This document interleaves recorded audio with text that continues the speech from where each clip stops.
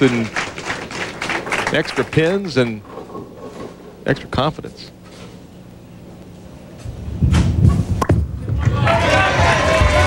Steady at the line. Great result. Off the hand of Ricky Ward, 3 in a row. And he leads by 34. We had mentioned about Parker Bowen averaging 228 plus. Looks for sure that he'll be player of the year when you take a look at rookie of the year. Paul Fleming having a nice year. Tony Reyes, a couple of good young players. It's still up in the air, but those two, Reyes and Fleming, certainly the leading candidates by far.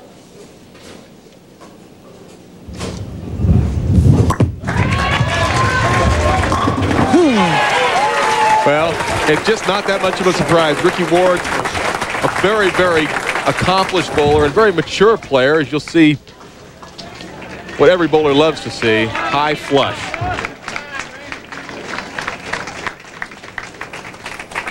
Richard-Wolfe, 32 years old, a year older.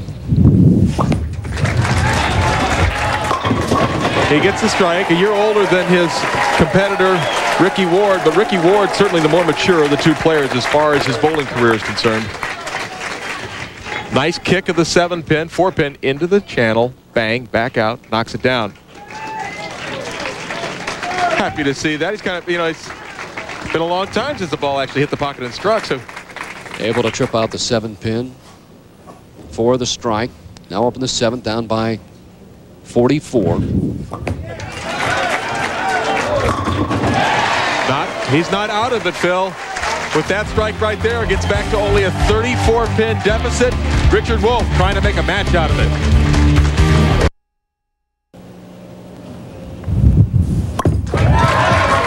Gotta hurry. The ball was wide off his hand, and all of a sudden, Richard-Wolfe with that double in the 6th and 7th. Bad. Ricky Ward doing a little color commentating, saying bad. And he's right. Well, you go from a 34-pin lead to... Well, this can be made, but certainly you wouldn't expect him to make it. Oh, so close. That's 9 out for Ward. Boy, nice try. Threw a couple of pins over there trying to knock down that 7-pin. And that brings him down to a 214 game if he were to spare strike out. Right now, Richard-Wolfe working at, well, 195, 196. 34-pin lead, 18 now.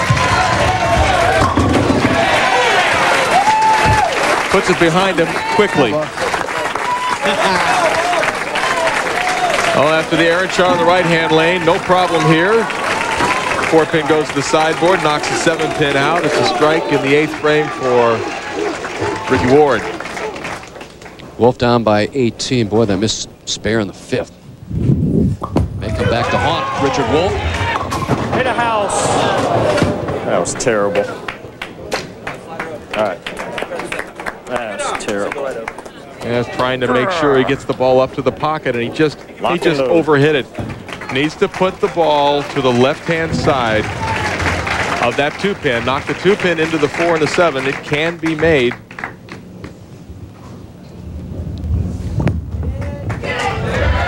And it was made. I'll tell you. You know, one shot looks so bad, and just redemption with a wonderful split conversion. Boy, he has made some clutch shots over the first couple of matches. Well, to have any chance, he really had to make this. Watch the 2-pin into the 4, 4-pin into the 2-pin into the 6, and the 6-pin into the 10. He's so nonchalant, had it all the way. Possible 212. Should he strike out?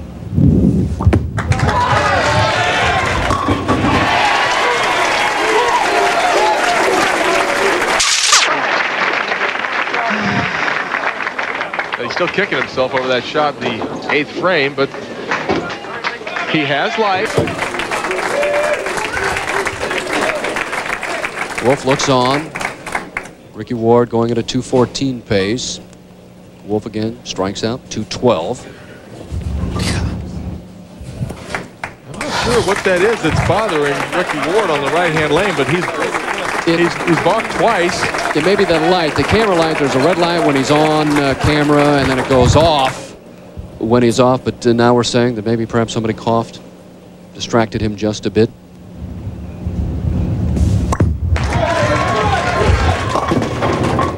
leaves the 3 and the 9 difficult. That lane.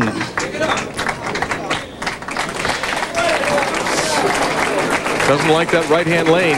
Can't get the ball back to the pocket. The ball is going longer for both right-handed players and left-handed players on lane 24.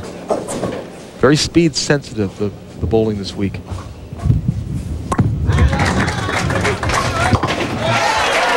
Yeah, makes the spare. Still the opportunity with 2 strikes and 9 in the, excuse me, no, all he needs is a 19 fill. Makes the spare, very important, he knew it. And a little body English to help him go down.